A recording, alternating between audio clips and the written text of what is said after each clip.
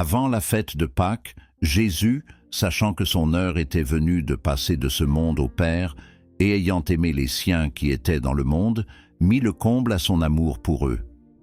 Pendant le souper, lorsque le diable avait déjà inspiré au cœur de Judas Iscario, fils de Simon, le dessein de le livrer, Jésus, qui savait que le Père avait remis toutes choses entre ses mains, qu'il était venu de Dieu et qu'il s'en allait à Dieu, se leva de table, ôta ses vêtements et prit un linge dont il se ceignit.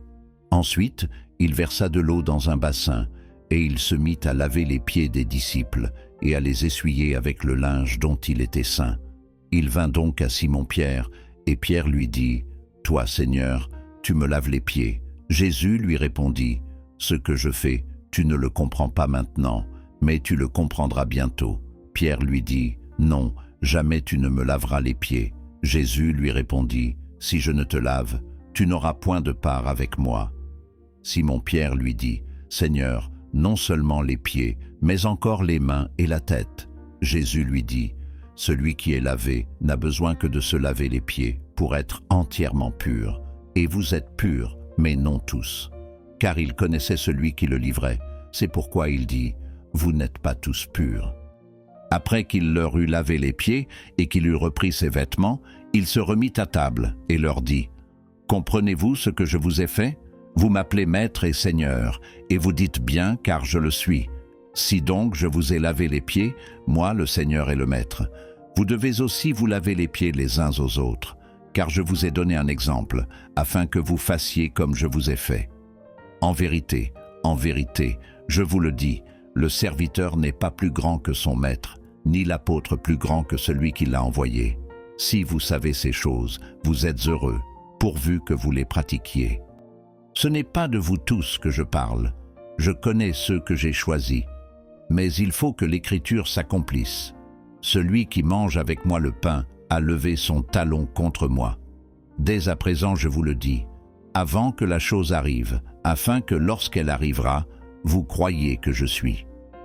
En vérité, je vous le dis, celui qui reçoit celui que j'aurai envoyé me reçoit, et celui qui me reçoit, reçoit celui qui m'a envoyé. » Ayant dit cela, Jésus fut troublé en son esprit, et il dit expressément, « En vérité, je vous le dis, l'un de vous me livrera. » Les disciples se regardaient les uns les autres, se demandant de qui il parlait.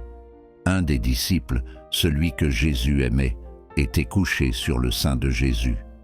Simon-Pierre lui fit signe de demander qui était celui dont parlait Jésus. Et ce disciple, s'étant penché sur la poitrine de Jésus, lui dit « Seigneur, qui est-ce » Jésus répondit « C'est celui à qui je donnerai le morceau trempé. » Et ayant trempé le morceau, il le donna à Judas, fils de Simon Iscario. Dès que le morceau fut donné, Satan entra dans Judas.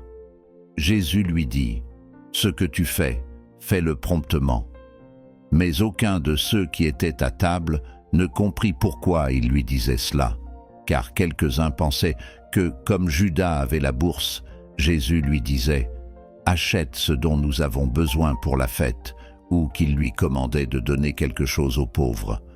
Judas, ayant pris le morceau, se hâta de sortir. Il était nuit.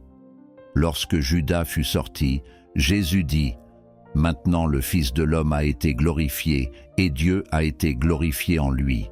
Si Dieu a été glorifié en lui, Dieu aussi le glorifiera en lui-même, et il le glorifiera bientôt. Petits enfants, je suis pour peu de temps encore avec vous. Vous me chercherez, et comme j'ai dit aux Juifs, vous ne pouvez venir où je vais, je vous le dis aussi maintenant. Je vous donne un commandement nouveau. Aimez-vous les uns les autres, comme je vous ai aimés, vous aussi, aimez-vous les uns les autres. À ceci tous connaîtront que vous êtes mes disciples, si vous avez de l'amour les uns pour les autres. » Simon-Pierre lui dit « Seigneur, où vas-tu » Jésus répondit « Tu ne peux pas maintenant me suivre où je vais, mais tu me suivras plus tard. » « Seigneur, lui dit Pierre, pourquoi ne puis-je pas te suivre maintenant? Je donnerai ma vie pour toi. » Jésus répondit, « Tu donneras ta vie pour moi. » En vérité, je te le dis, le coq ne chantera pas que tu ne m'aies renié 3 fois.